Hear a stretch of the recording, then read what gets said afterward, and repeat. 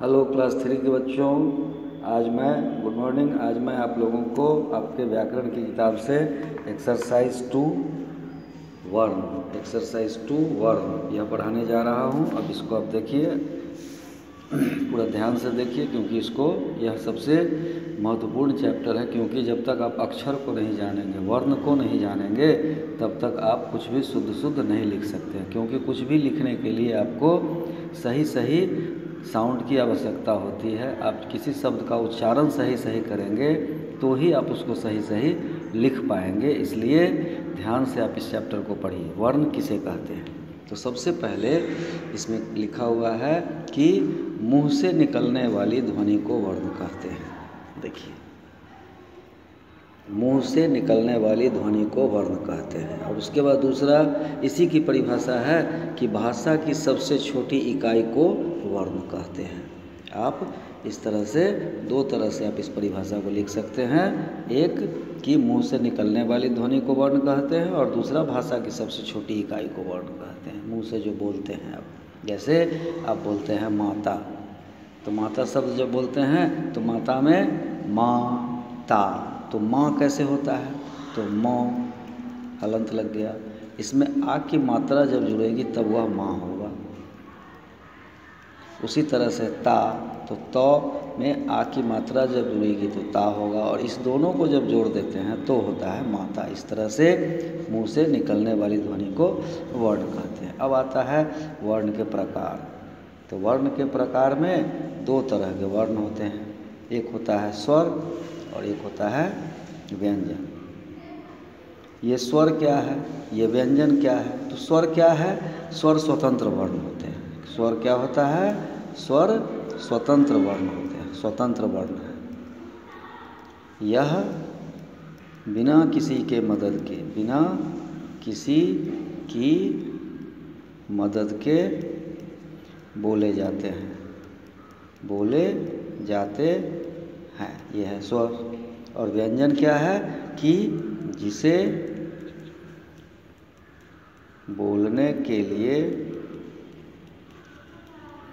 स्वर की सहायता लेनी पड़ती है। या यूँ कहें कि जो वर्ण बिना स्वर के नहीं बोली जाए। तो इस तरह से आप देखते हैं कि स्वर क्या है? स्वतंत्र वर्ण है, जो स्वतंत्र है, जो बिना किसी वर्ण की सहायता के बोली जाती है। और व्यंजन क्या है? कि जिसे बोलने के लिए हमें स्वर की सहायता लेनी पड़ती है। अब जैसे अब स्वर में कितने अक्षर हैं? तो स्वर में 11 अक्षर हैं। अब जैसे इसमें तो अ का पूरा,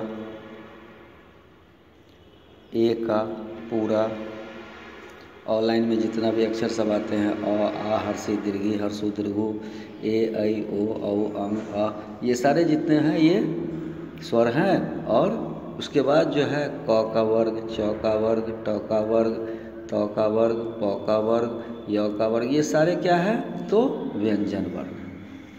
अब देखिए, स्वर की मात्राएं होती हैं। केवल एक अ है जिसकी मात्रा नहीं होती है, बाकी सभी की मात्राएं होती है। जैसे आ की मात्रा, हर्षी की मात्रा, दीर्घी की मात्रा, हर्षु की मात्रा, दीर्घु की मात्रा, ए की मात्रा, ऐ की मात्रा, ओ की मात्रा, औ की मात्रा, अंग की मात्रा और अह की मात्रा। ये सारे क्या है? तो सारी मात्राएं हैं। क्योंकि यही मात्रा जो है आपके व्यंजन वर्ण में लग करके शब्द की रचना करते हैं। अब आते हैं, हम देखते हैं इसके बाद इसमें कुछ और भी वर्ण आते हैं। जैसे अयोगवाह है, अयोगवाह अभी आपने देखा ये अयोगवाह। तो अयोगवाह क्या है? तो दो तरह के होते हैं। एक होता है अनुस्वार और दूसरा होता है अनुनासिक।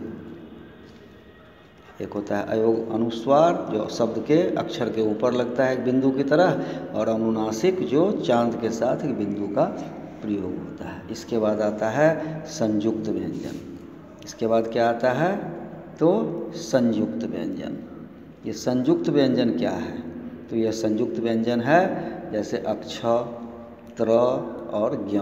मतलब क्या कि जब कई व्यंजन मिल करके, एक से अधिक व्यंजन मिल करके जब एक व्यंजन की रचना करते हैं, जैसे यहाँ देखिए क और स मिल करके, उसी तरह से त और र मिल करके, उसी तरह से ज और य मिल करके, तो ये सारे क स मिल के अक्ष बनाते हैं, त र मिल के त्र बनाते हैं, ज य मिल के ज्ञ बनाते हैं। तो ये सारे क्या है, तो संयुक्त व्यंजन है। इस तरह से आप इसको देखिए और इसके बाद आप इस चैप्टर को पढ़िए।